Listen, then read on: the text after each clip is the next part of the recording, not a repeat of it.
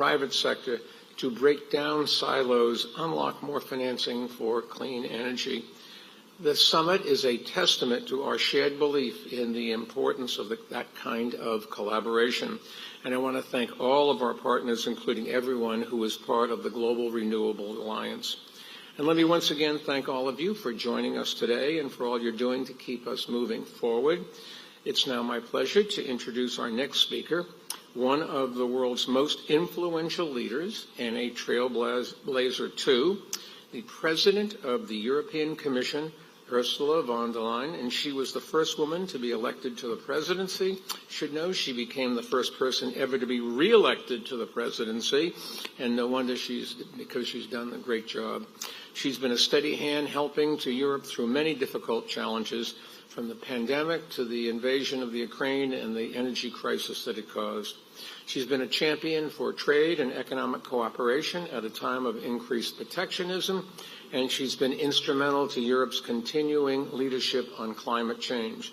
She is an outstanding partner to countries around the world to achieve ambitious goals for clean energy development and grow their economies at the same time. In 2023, she called on world leaders to triple renewable energy capacity and double energy efficiency, which helped set the stage for the historic commitments made at COP28.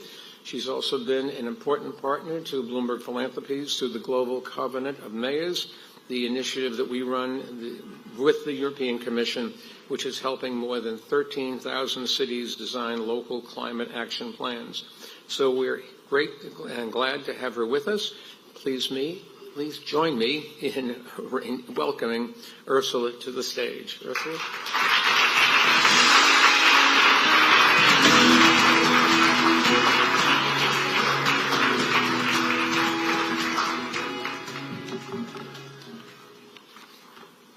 Thank you very much, Mike. Excellencies, ladies and gentlemen. Indeed, it all started in March 2023 with an idea. It was the idea, or rather the vision together with the International Energy Agency, of a global movement that would help us stay within the 1.5 degrees Celsius and push the clean energy transition forward. So we proposed global targets to triple renewables and to double energy savings by 2030. We wanted quantifiable targets, because only what it measures gets done. And at COP28, the world rallied behind this goal thanks to a coalition of 135 countries and thanks to the leadership of a core group of motivated partners. I'm very happy to see many of them here today. Dear Sultan Al Jaber as COP28 President, dear President Ruto, dear Prime Minister Motley, together we succeeded in turning the idea into a common goal, and I really thank you for the excellent cooperation that was out there.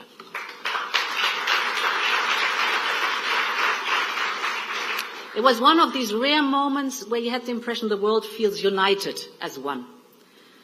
It has even been called the beginning of the end of the fossil fuel era. And today we must keep this spirit alive, the spirit of COP28. And for this, we must double down on implementation collectively to reach these targets.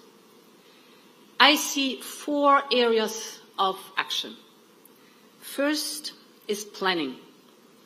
The second and the third, the fourth, I'll allude in a moment, but let's have a look at what the governments should do. Governments should now integrate our global ambition in their national climate plans, showing how they intend to contribute to the global targets in the current decade. And that's what we're doing now in the European Union. We raised our renewable energy target for 2030 to more than 42% of our mix, and we're getting there. In the first half of this year, 50% of our electricity generation came from renewables, 50%. But we also know, of course, that the work is far from being done. And this leads me to my second point. We need to improve the business environment. We must create the right incentives and conditions for clean energy tech to thrive. And we all know what is needed in Europe and what is needed globally. First, a solid regulatory framework so that investments are safe and secure. Second, state-of-the-art infrastructure and faster permitting procedures. The permitting procedures are too slow. We have to get fast on that one. Third, lead markets that create demand for sustainable products, services and technologies. And finally, we need the right skills to match the demand. Now, with a new mandate from 2024 to 2029, and we are ready to work on this with our international partners. My third point is on access and supply of critical raw materials. Working towards our targets will increase the demand for these minerals, and we must make sure that sourcing and mining are done in a way that benefits all in a sustainable. And this is why the Secretary General's panel on critical energy transition minerals has my full support. As co-chairs of the panel, we will continue working for robust supply chains, diversified supply chains that are transparent, sustainable, and fair throughout. And my final point is on investments. The clean energy transition requires massive investments everywhere in the world. And this is especially true of countries and regions where there is a lack of affordable energy and capital, and where costs are so high that it is an obstacle to electrification. Yes, we need public finance. It will play a crucial role in pushing the clean energy transition forward. Europe will keep doing its fair share.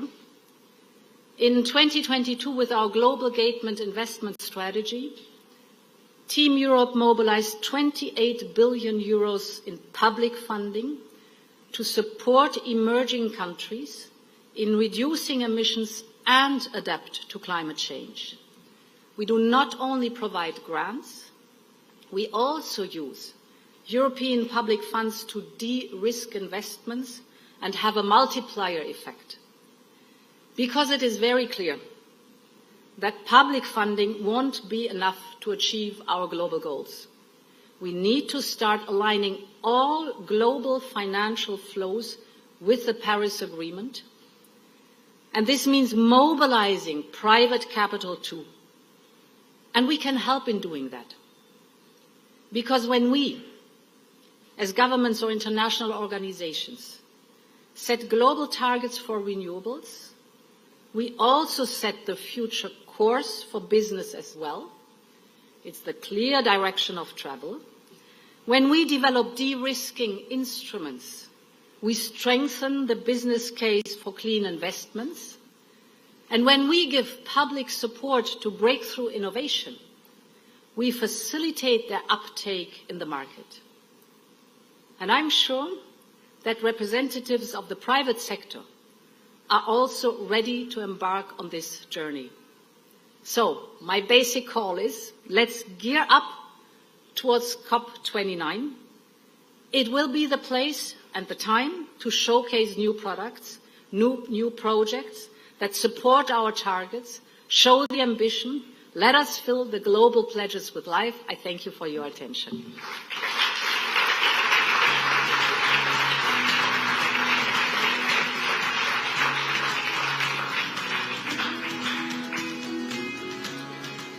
And now it's my pleasure to introduce our next speaker, the President of Kenya, William Ruto. As President of one of Africa's largest economies, his leadership is critical, and he has been one of the world's strongest voices for action on climate change. Last year, he hosted the inaugural Africa Climate Summit, where a total of $23 billion was committed towards projects to stem climate change across the continent. At COP28, he announced an ambitious initiative to speed up clean energy investment in Africa and to cut emissions from heavy industries. Kenya, you should know, already has one of the world's cleanest electrical grids, and President Ruto has pledged to achieve 100% clean energy by 2030. And that sets an example, a great example for countries across Africa and around the world.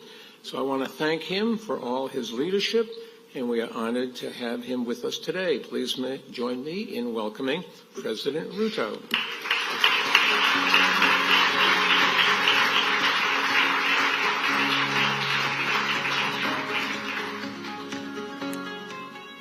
Thank you very much, Mike. Excellencies, ladies and gentlemen, it's an honor to co-host this Global Renewable Summit with a group of like-minded partners. This is a timely and consequential event as we seek to translate a big vision into action. We made significant progress at COP28 under the leadership of my brother here from the UAE, notably with a commitment to triple global renewable energy capacity and double energy efficiency by 2030. Last year's inaugural Africa Climate Summit was an important step towards COP28. African heads of state adopted the Nairobi Declaration with climate-positive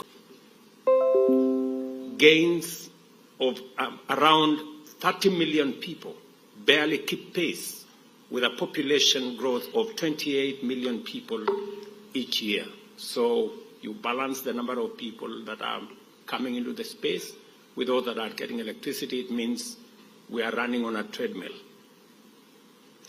This trend imperils progress across the entire Sustainable Development Goals on agenda and also imperils our Paris Agreement goals. This week, we adopted the Pact of the Future to improve our world. It requires our commitment to implement and realize the ambitions of the Pact. We will continue to push for a course correction of the global financial and investment gaps and the unfair financial systems. Africa receives less than 2%, sometimes it's say 3%, of global investment in renewable energy, despite being home to 60% of the world's best solar opportunities. Last year, the continent added less than 3 gigawatts of renewable energy, while the world saw a record addition of nearly 500 gigawatts. So, 3 gigawatts with a potential of 60%. That tells you the disparity. Africa must pursue industrialization and economic growth to tackle the crippling energy poverty. Although the continent is resource-rich, unreliable or expensive energy limits our ability to harness these resources for development. High capital costs and economies of scale mean that investors require secure offtake agreements as a mechanism of de-risking their investment. Establishing anchor industrial demand driven by energy-intensive industries is crucial for securing these investments. We have a significant opportunity as the world to seek and expand and diversify value chains, particularly for energy transition. However, not all industrial development is beneficial. Historically, exploitation of Africa's resources has not yielded benefits for its people. We must avoid repeating these mistakes of the past. And that is why we have made a decision as African heads of state to re-engineer the Africa Union. I have been mandated by my colleagues to reform the institutions of the Africa Union so that we can make it fit for purpose, give ourselves voice, and do the right things to attract investment in spaces that are important, as in climate action. This is why I am also driving the Africa Green Industrialization Initiative, which we launched at COP28, and now advancing with a group of global leaders this week. Expanding energy is critical for Africa Green Industrialization Initiative's agenda. Next month, together with IRENA, we are hosting the first accelerated partnership for renewables in Africa. That forum in Nairobi, and we look forward to hosting many of you. Ladies and gentlemen, as we continue our discussion on mobilizing finance, it is also important that we keep this approach in mind and focus on both supply of and demand for renewable energy at the forefront. By doing so, we can unlock ideas, partnerships, and approaches expanding our range of solutions. With Africa's unmatched climate competitiveness, we can offer global solutions that grow our economies, create jobs, and dignified livelihoods. We can generate healthy financial returns. Let me repeat that. We can generate healthy financial returns. I know there are people here listening. But we need systems and tools that truly work for Africa and by extension for the world. The world has the means and technologies needed to achieve the tripling goal by 2030. But there are numerous pathways to reach this target. Without a deliberate, a disciplined, and honest approach, the development divide may widen. The power of choice is in our hands, literally and figuratively. Let's wield it wisely and make it count. I thank you.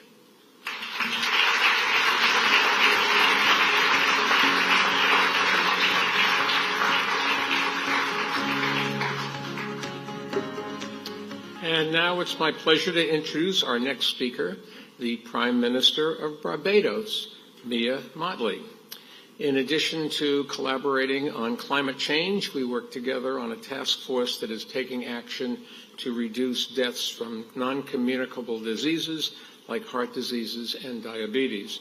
And just this morning, we announced a new report at an event here at the Plaza.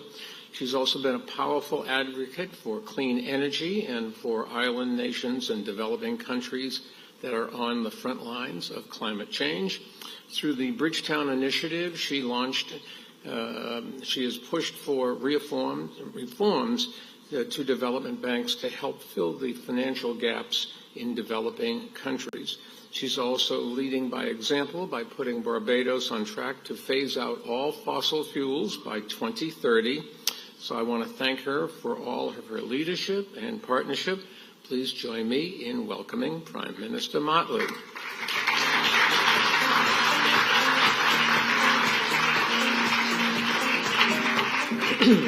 Thank you very much, Mike. To my dear brother, President Ruto, President von der Leyen, Sultan Al-Jaber, our new president of COP29, let me say how pleased I am to be here to speak this morning on this Global Renewables Summit.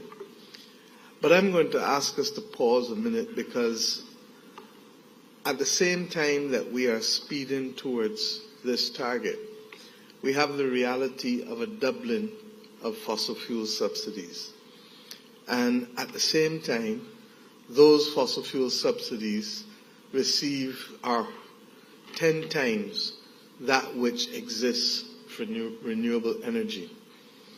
Equally, in small states, we face the reality that the cost of renewable energy supply and electricity to our citizens will probably be higher than the traditional use of fossil fuels. It therefore means that we need to have some difficult conversations that really ought now to be put on the table. We have a deficit in terms of capacity, particularly as it relates to regulation. Ursula, one of the things that you insisted on in your speech was that the regulatory framework is critical to our being able to reach the target. Permitting is critical. But most small states don't have the level of skills necessary to create that regulatory framework easily. So while we speak to the urgent need for financing as we continue to do with the Bridgetown Initiative. And while we push for greater amounts to be applied there, not just of public money, but of other money and public-private approaches, we have to also come to grips with the reality that there are some non-financial issues that can also undermine our ability to reach this target. The absence of that capacity within the framework of regulation is one. The second one, and Sultan, I think we have spoken about this in the past, relates to the procurement. We learned in COVID very easily, if we ever forgot it, that we were small. Because the orders that we will place will not even attract the attention of those who want to just clean up the storerooms. Our orders, therefore, will have to find a mechanism for pooled procurement if we are going to be serious about allowing small states to reach the objective of wanting to phase out fossil fuels and wanting to increase our reliance on renewable energy. But it's not just the pooled procurement. We may have to look also at pooled investment in regions. The reality is that in the Caribbean, there are certain countries that would like to move faster, but we have the opportunity for significant capacity in solar, wind, geothermal, and a number of other renewables. Bottom line is, however, that each investment will probably not attract any attention from you, Mike, because it's probably too small. But if we take the investments and pool them collectively and look for collective offtake agreements, then perhaps we can begin to catapult the level of speed that we need in order to reach 2030. Forgive me if I have spoken about these practical matters this morning, but if we are serious about reaching the 2030 agreement, the targets for 2030, then we have to be practical with respect to these other issues. I come now, before I close, to the issue of financing. We cannot continue to believe that money is just going to come out of the air. It is not. And while we accept that there has to be far greater utilization of domestic financing than has been discussed thus far, the reality is that it is the partnership between foreign and domestic capital that is going to get us there. Most of our countries are borrowing at rates that are just not sustainable. And that is why the JETP projects, wonderfully announced in Glasgow, really have not gotten off the ground with the pace that we expected it to. I want to salute President Banga from the World Bank for agreeing to introduce more 50-year loans for climate vulnerable countries to be able to help us get part of the way. I want to salute Kristalina for introducing the Resilience and Sustainability Trust, which allows many of us to be able to start to plan out our way. But even then, it is limited. And in our own case in Barbados, we've used a significant portion of those funds to partner with the Latin American Development Bank, the Green Climate Fund, the United States USAID, and indeed Guyana and Bahamas, to be able to establish for the first time a blue-green investment bank in the Eastern and Southern Caribbean that will be a market maker to help close the gap with respect to some of the financing. But even with those things that I've called out and congratulated those persons, we are still not anywhere near where we need to be. In Paris last year at the Paris Pact for People and Planet, we discussed, William, the fact that we are not making sufficient pace. We're not moving with sufficient speed, and we are not moving on a broad enough front. Sultan, you have been able to add significantly to the global financing with the establishment of Altera. But the reality is that we are not yet near there. And my fear is that we say the same thing year after year after year, but the only difference is that the temperature keeps getting higher and higher, and the consequences of our failure to act with speed become real in so many parts of the world that have not yet hitherto been exposed to it. We have a moral obligation to get the financing right. And the next day, we will put out Bridgetown 3.0, which takes into account the progress we've made, but sets clearly still the ambitions that we must reach if we are going to be serious about enabling persons to reach the targets for the global renewable summits, while at the same time not forgetting that the broad sustainable development goals must be our target, because we are not one-issue people.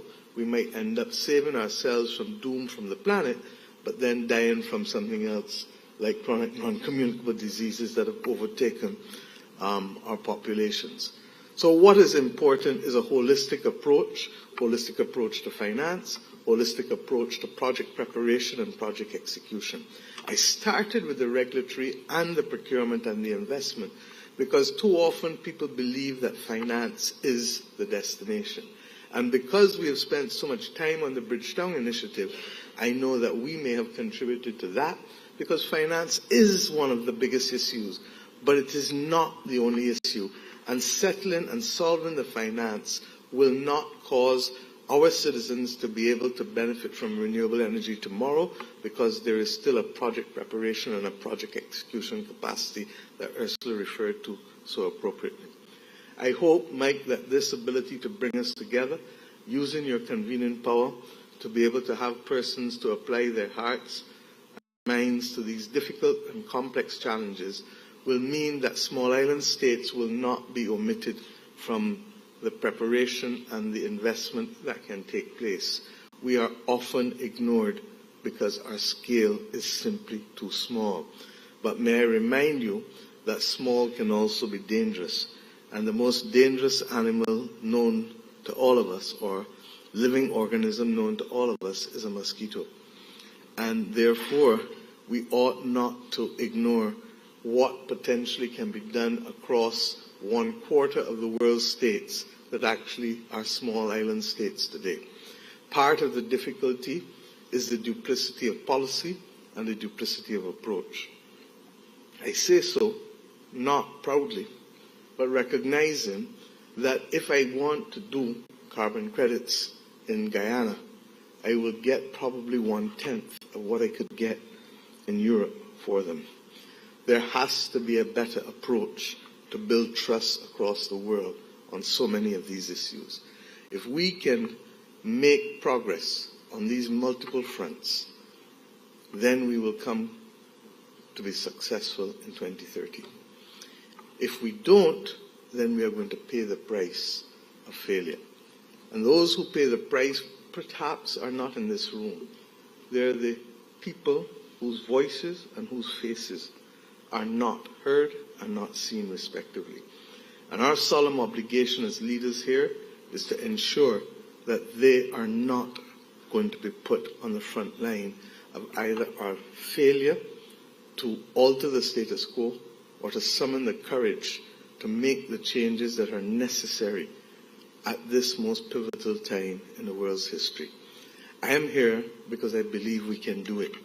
I am here because I have confidence in the fact that this pathway creates jobs, creates opportunities, and ultimately secures hope at the very time when the world needs hope more than ever. I thank you, therefore, and I look forward to working with each and every one of you, recognizing, however, our limitations as small states, and hoping that the partnerships will not only be in public and private sector for large countries, but also for small states. And I make one last point. If we don't find mechanisms as well to tap into the domestic capital so that they become owners of what we will bring about with this green transition, we will turn people who live as proud, independent citizens into tenants in their own land again. We have not set on this journey to recolonize our people, but in fact to liberate them from a planet that is effectively in great crisis. Let us therefore do the right thing, but see people and hear people so that they can be part and parcel of the solution the world over. Thank you.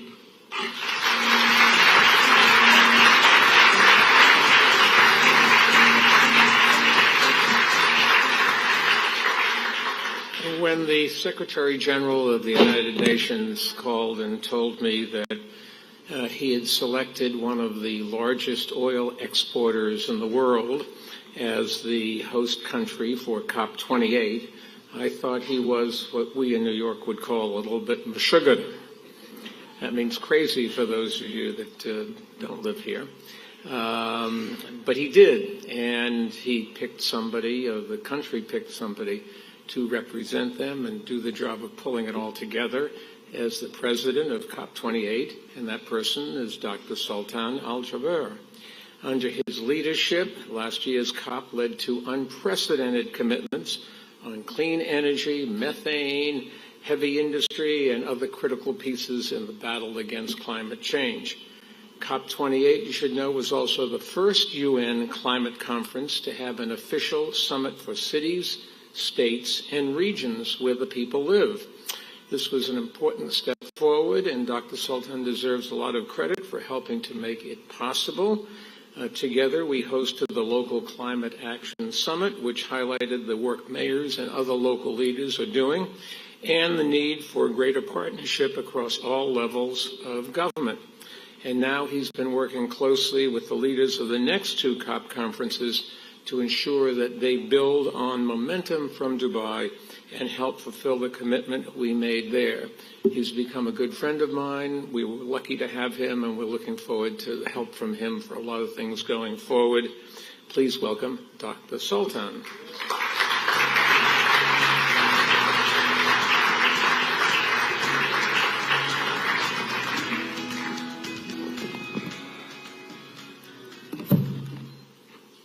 Thank you very much, Mike, for your kind introduction. And I must say that the success that was achieved at COP28 was due to the fact that we had adopted a completely different approach, an approach that was centered around inclusivity, and an approach that have allowed for everyone to participate, and it also provided a platform for the world to unite, to act, and to deliver. And it was that platform that have enabled me to prove the skeptics wrong and to inspire the optimists and who were really genuine in helping advance our efforts in achieving such an unprecedented result at COP28. Allow me to use this opportunity to acknowledge everyone here in this room and beyond for your contributions and for your support and for your guidance throughout the preparations and the lead-up to COP28. Without your support, without your guidance, it would not have been possible for us to achieve such an unprecedented outcome at COP28.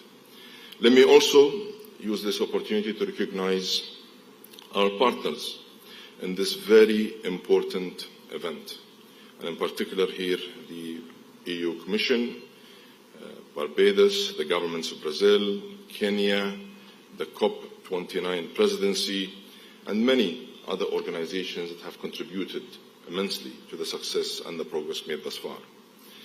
The theme of this summit, driving action to triple renewable energy, could not be more timely or more critical. As you know, tripling renewable energy capacity by 2030 was one of the key outcomes of the historic, most comprehensive, balanced, practical, pragmatic, and very ambitious set of outcomes adopted at COP28, known as the UAE Consensus. Tripling renewable energy capacity is not just a benchmark, it is in fact an essential enabler of all global efforts to keep 1.5 within reach, advance sustainable prosperity, and it will make sure that no one is left behind. Excellencies, friends, distinguished guests, over the last 20 years, renewable energy capacity has grown 8 times, while costs have dropped by 80%. In fact, the average cost of solar power just reached a new low of 4 cents per kilowatt hour. That is basically cheaper than many other forms of energy available today. The trends are actually moving in the right direction. They're just not moving fast enough or with the scale that is desperately needed. We urgently need to invest in 3 key areas. We must invest in grid infrastructure, AI, and the Global South. In many industrialized countries, the electricity grids are over 65 years old. And in many parts of the Global South, there are no grids at all. This is where governments must act. This is where governments must step up. All countries should include specific renewable energy and infrastructure targets in their upcoming NDCs. They should put policies in place that incentivize private investors. And they should streamline permitting. And ask someone who's been implementing renewable energy for the past 20 years, is a critical success factor.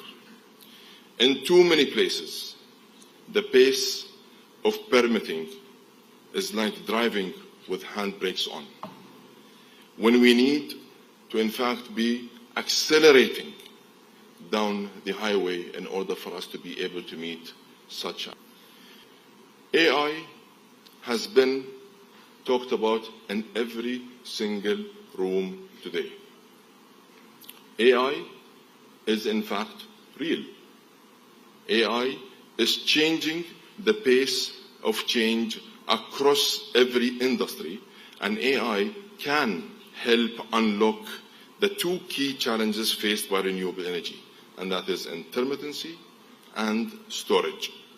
AI can integrate baseload and renewable energy sources to minimize emissions. It can predict peaks and dips in usage, and it can extend battery life.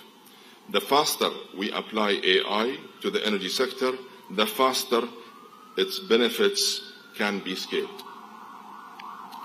Friends and colleagues, the opportunity of sustainable economic prosperity through smarter, greener growth has never been greater.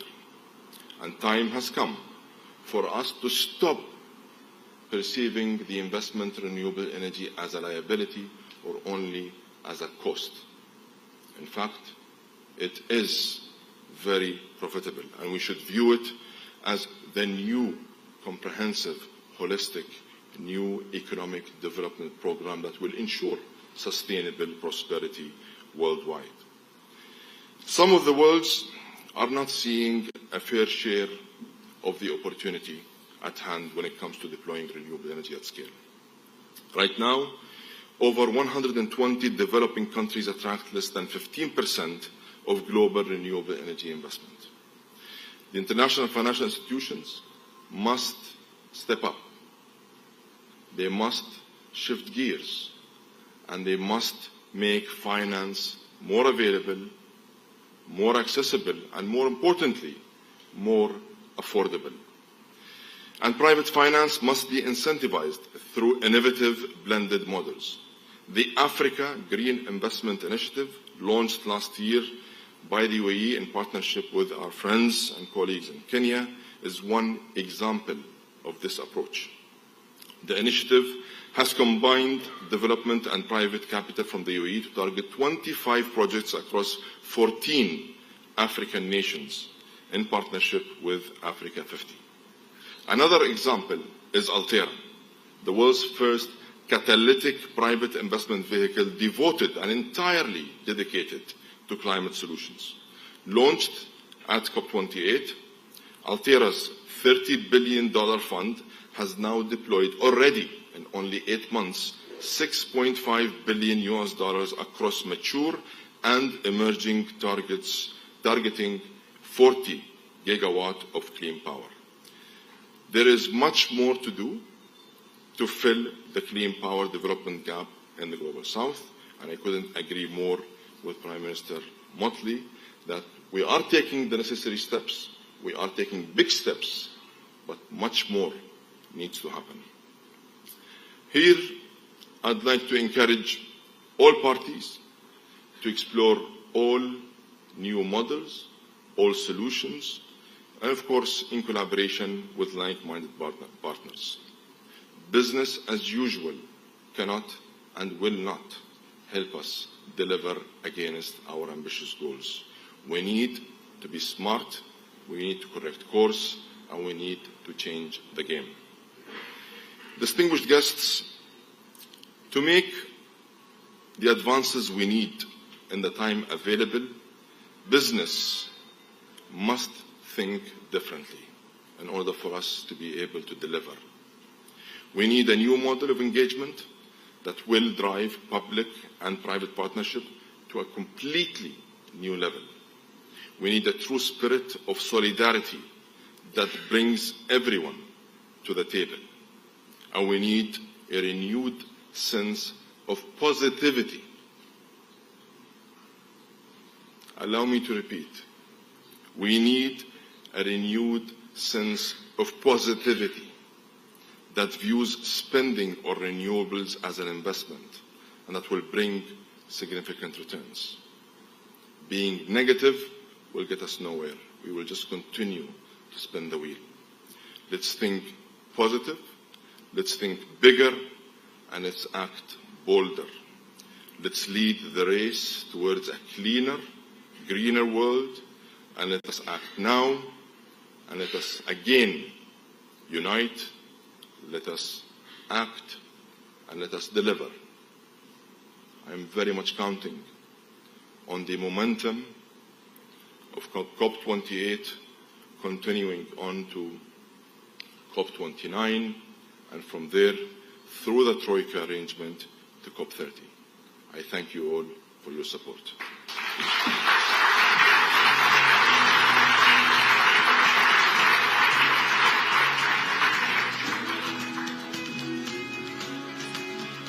Our next speaker is the president of the upcoming COP29, Muta Babayev.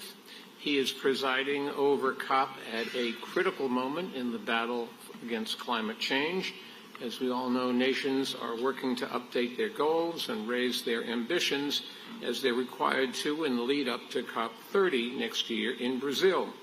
This year, COP will rightly have a special focus on climate finance, which is a central piece of the puzzle.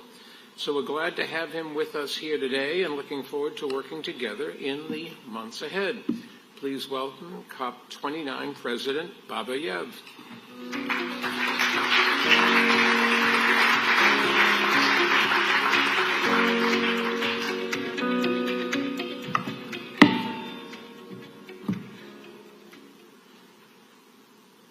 Excellencies, distinguished guests, ladies and gentlemen.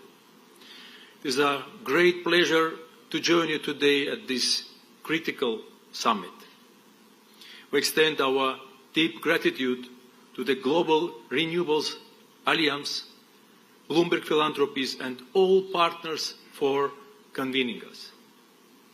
Dear colleagues, the UE consensus at COP28 marked a significant achievement and laid a strong foundation for the world to deliver on its calls on energy transitions in a just and orderly manner. We must rapidly scale up the renewable energy systems of the future. These issues are deeply interconnected. We must now work together to put in place the enabling conditions to implement the targets of the global stocktake. The COP29 Action Agenda has placed a strong emphasis on energy, and we have developed a series of initiatives designed to accelerate the implementation of renewable energy transition based on the decisions that have been taken in Dubai. The Green Energy Zones and Corridors Declaration aims to promote investments, stimulate economic growth, and foster regional cooperation in renewable energy development. This will allow us to maximize generation in suitable areas and support cost-effective transmission over large distance and across borders.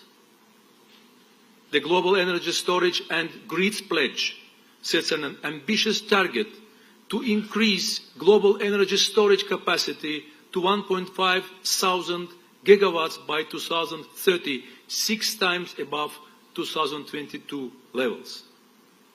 It also commits to scaling up investments in grids and upgrade more than 80 million kilometers by 2040. This will be essential to ensure adequate storage capacity and the stability of grids, both of which are key enablers for the effective storage and reliable transition of renewable energy. The Hydrogen Declaration then seeks to unlock the potential of a global market for clean hydrogen and its byproducts. This will be crucial to decarbonizing hard-to-reduce sectors and developing storage solutions. As excess energy can be used to produce green hydrogen. These initiatives aim to take some of the next logical steps in the implementation of the UAE consensus. They recognize that while the cost of renewables may be fallen dramatically, we must provide further policy support to create flexible business models for a clean energy future. We therefore call upon all relevant stakeholders from the public and private sectors to endorse those declarations and send strong market signals. We must also work across both the supply and demand side of global energy markets. Within the COP29 action agenda, we are engaging with a range of private sector stakeholders to help them decarbonize their operations. We also know that clean energy offtake agreements can support the financing of renewable projects. To take one example, this energy demands of digital technology companies are rising rapidly. But we are convinced that the sector can play a crucial role in using digital tools for climate action and supporting the development of renewable energy. We have therefore launched the Green Digital Action Declaration, which we call on governments and the private sector to endorse. Ladies and gentlemen, these initiatives also support the COP29 presidency's wider plan to enhance ambition and enable action. To enhance ambition, we are calling all parties to submit 1.5 aligned nationally determined contributions before February 2025 deadline. These NDCs should integrate ambitious but achievable renewable energy targets. This is a critical moment to translate global targets into national action plans. To enable action, climate finance is essential in supporting developing countries in their transition to renewable energy systems and will be centerpiece at COP29. The COP29 presidency's top negotiating priority is to negotiate a new collective quantified goal on climate finance. This goal must be fair and ambitious and adequate to meet the scale of the challenge before us. Determination and leadership are now needed from all parties to bridge the gaps that still divide us in this critical final phase.